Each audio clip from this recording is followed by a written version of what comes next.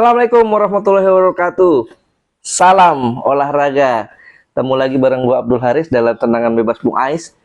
Ya, sangat disayangkan kemarin Indonesia babak belur kalah 1-5 dari Australia pada matchday ke-7 putaran ketiga kualifikasi Piala Dunia 2026 zona Asia di Sydney Football Stadium. Ya, ini membuat debut dari pelatih Patrick Kluivert ternoda, tercoreng. Debut yang sangat-sangat menyakitkan pastinya. Ya, kita bakal bahas penyebab-penyebab kekalahan tersebut, apa sih masalah utamanya, kenapa kita bisa kebobolan sebegitu banyak, dan juga bagaimana pilihan pemain starting line up yang diturunkan oleh Coach Patrick Kluivert. Ya, kita bakal bahas semua di edisi kali ini di tendangan bebas Bung Ais. Oke, kemarin Indonesia main dengan pola 3-4-1-2 atau bisa dibilang 3-4-3 ya. Ya, ini sebetulnya pola yang hampir sama dengan yang dimainkan oleh oleh Coach Sintayong ya, pelatih sebelumnya saat Indonesia menang 2-0 lawan Arab Saudi. Cuman pendekatan permainannya beda, strateginya beda. Polanya hampir sama. Kemarin kalau kita lihat dengan pola 3-4-1-2 ada kipernya tetap Martin Paes. Ini pola yang diturunkan oleh Patrick Kluivert ya. Kiper Martin Paes. Gue pikir ini pilihan yang tepat ya. Terlepas dari Martin Paes kebobolan 5 kali di pertandingan itu. Kemudian Max Hilgers, J.I. Jazz. Nah, Calvin Verdong dimainkan sebagai center back. Satu dari 3 center back di sebelah kiri ya. Ini memang cukup mengejutkan. Padahal kalau kita lihat saat menghadapi Arab Saudi, Rizky Ridho main bagus di posisi itu. Calvin Verdong lebih bagus saat main sebagai back sayap kanan. Nah, back sayap kiri. Back sayap kirinya dimainkan Dean James ya, pemain naturalisasi baru.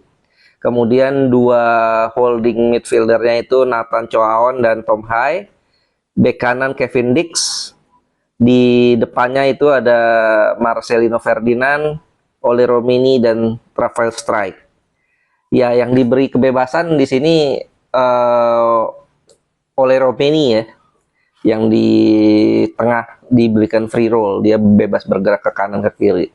Sementara Marcelino Ferdinand dan Rafael Strike ditempatkan di depan. Agak beda. Kalau lawan Arab Saudi kan Marcelino Ferdinand yang ditempatkan sebagai attacking midfielder atau trequartista ya, kalau dulu kita ingat di zaman-zamannya Serie A lagi top-topnya. Ya, dengan pola 3-4-1-2 ini Patrick Kluivert menginstruksikan para pemainnya untuk menekan. Ini positif sekali ya. 10 menit pertama itu sangat-sangat positif sekali. Bahkan kita dapat 2 peluang emas dari dalam tempo 10 menit itu. Pertama, sundulan J.I. Jazz memanfaatkan tendangan bebas Tom Hai. Dan satu lagi, kita dapat penalti saat Rafael Strike dilanggar di kotak terlarangnya Australia. Dan tapi sayangnya itu di menit 8 ya. Tapi sayangnya sangat-sangat disayangkan Kevin Dix yang ngeraja penalti sebetulnya di FC Copenhagen gagal menuntaskan tugasnya dengan baik. Tendangannya membentur Mister Gawang. Ini sangat disayangkan. Kita bisa bayangkan kalau seandainya peluang itu masuk ya, penaltinya Kevin Dix masuk, ini tentu hasilnya akan berbeda ya. Mentalitas pemain akan turun. Dan setelah kegagalan itu kita bisa lihat sekali bahwa mentalitas para pemain seperti terganggu. Mentalitas pemain terpengaruh lah. Dan hasilnya ya 5 gol bersarang ke gawang Indonesia, ke gawang Martin Paes. Dan kalau kita lihat juga setelah gol itu ada pelanggaran yang dilakukan oleh Nathan Choaon di menit 18 ya, nggak lama setelah 10 menit setelah penalti Kevin Dix yang gagal, kita dihukum penalti lagi gara-gara Nathan Chown melakukan pelanggaran di dalam kotak penalti. Dan itu peluang itu dituntaskan dengan sangat baik oleh Martin Boyle. Nah, sayangnya setelah kebobolan itu permainan Indonesia buyar. Kita terlihat buru-buru untuk cari gol penyeimbang. Sehingga apa? Saat kita melakukan pressure, high defensive line yang diterapkan oleh Patrick Kluivert ini jadi bumerang buat kita sendiri. Australia sangat pintar. Justru Australia yang bermain sangat rapat di belakang dan melakukan counter attack yang cepat. Hasilnya kita kebobolan lagi di menit 20 ya, lewat Nissan Velupillai. Ini striker yang winger yang cukup cepat, dan akhirnya kita kebobolan lewat, kita bisa lihat gol Velupillai ini bagaimana pemain-pemain kita ini high defensive line-nya ini, 3 back kita ini sudah maju ke depan, dan di situ ada umpan yang sangat bagus ya, kalau nggak salah dari Jackson Irvine ya, itu melewati kepala pemain belakang kita ya, artinya dia menempatkan bola di blind side pemain-pemain pertahanan kita. Dan Velupillai coming from behind, datang dari belakang, langsung one on one dengan Martin Bass, dan dia bisa menuntaskan peluang itu dengan baik. 2-0 Indonesia tertinggal. Dan sayangnya lagi, kita semakin terbuka permainannya.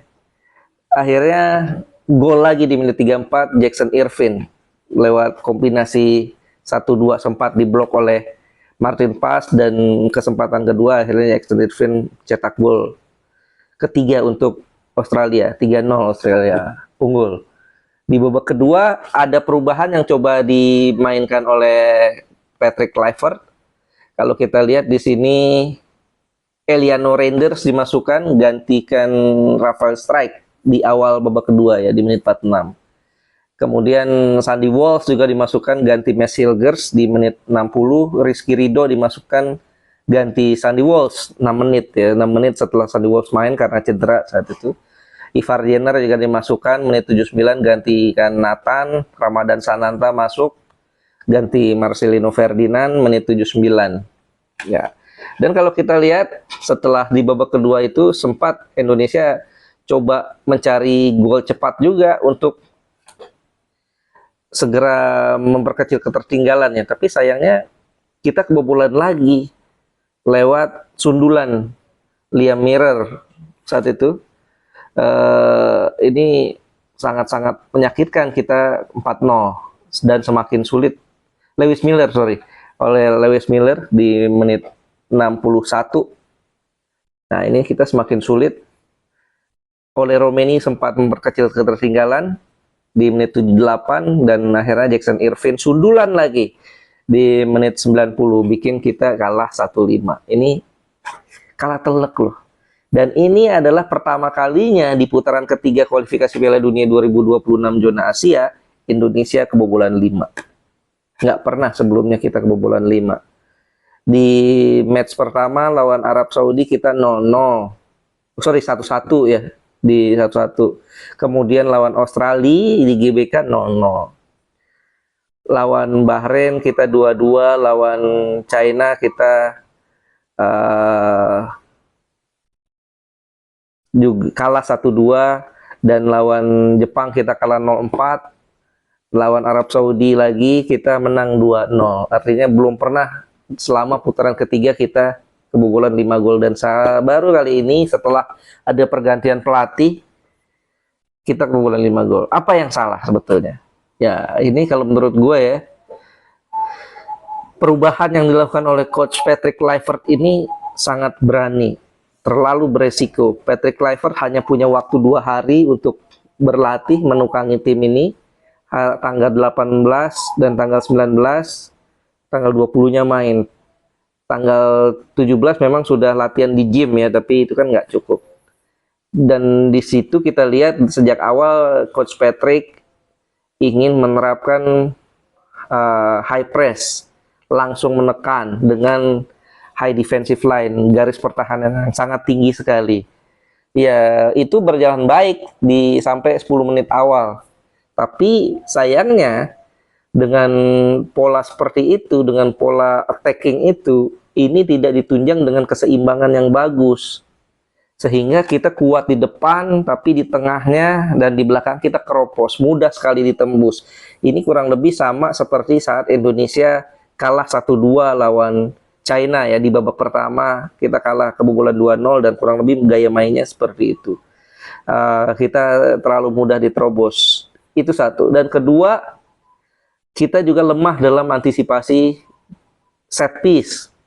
Dari 5 gol yang lahir ke gawang Martin Paes, 3 diantaranya set piece, 1 penalti dan 2 sundulan. Dan ini memang yang tidak terlihat di eranya Coach Sintayong ya, bagaimana Coach Sintayong selalu melatih bagaimana para pemain kuat dalam duel-duel udara, dalam duel-duel set piece, dan ini tidak terjadi di pertandingan kemarin lawan Australia. Ini memang sangat disayangkan. Ya, dengan pola-pola seperti ini ya, keputusan-keputusan berani yang dilakukan oleh Patrick Kluivert ini membuat keseimbangan tidak ada. Kita bisa lihat dengan high defensive line, jarak antar pemain begitu jauh. Kita bisa lihat bagaimana posisi Kevin Dix. Kevin Dix nih berdiri cukup jauh sekali di depan. Begitupun Dean James. Sehingga saat ada serangan balik, pemain-pemain Australia langsung bertemu dengan 3 back kita. Bahkan 3 back kita ini kadang-kadang jaraknya juga cukup jauh. Sehingga ada rongga-rongga yang bisa dimanfaatkan oleh para pemain Australia. Ini yang gue pikir jadi kelemahan kita di pertandingan kemarin, sehingga harus kebobolan 5 gol. Sangat-sangat telak dan sangat menyakitkan pastinya. Dan memang salah satu penyebab utama mental kita runtuh adalah gagalnya Kevin Dix cetak gol penalti ya. Tapi ya pemain manapun gue pikir pernah melakukan hal serupa, pernah gagal ya. Lionel Messi pernah gagal, Marco van Basten pernah gagal. Artinya itu hal biasa. Tapi yang gue sesalkan kemarin adalah bagaimana pilihan strateginya dengan bermain attacking football, dengan padahal hanya punya waktu 2 hari. Mungkin ini ada beberapa pengamat yang mengatakan bahwa ya ini pilihan strategi yang bagus, dengan komposisi skuad mewah ini memang harusnya kita bermain seperti itu. Betul, enak dilihat, betul. Tapi jangan lupa Pak, jangan lupa bos, sepak bola itu yang dicari adalah kemenangan. Nonsense. Main cantik kalau nggak menang percuma. Percuma.